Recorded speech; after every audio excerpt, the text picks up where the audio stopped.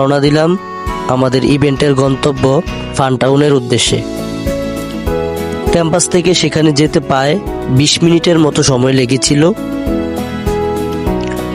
অবশেষে আমরা পৌঁছে গেলাম ইভেন্ট স্থানে। বন্ধুদের সঙ্গে একসঙ্গে দেখা হওয়া, অনেকদিন পর সবাইকে একসঙ্গে পাওয়া সত্যিই খুব ভালো লাগছিল।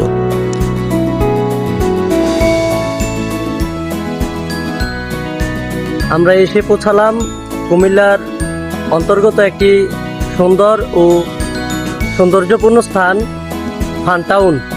ফানটাউনে আমরা কিছুক্ষণ পূর্বে চলে এসেছি। আমাদের টিকিট আগে থেকেই বুকিং করা ছিল, তাই সবাই একসঙ্গে প্রবেশ করলাম ফানটাউনের ভিতরে। ভেতরে ঢোকার পর হাঁটতে হাঁটতে আমরা পৌঁছে গেলাম বাচ্চাদের বিনোদনের একটি জায়গায়। সেখানে ঘোড়া দেখলাম, যদিও ব্যক্তিগতভাবে ঘোড়ায় চড়ার বিষয়টি আমি মিস করি না। আর সেখানকার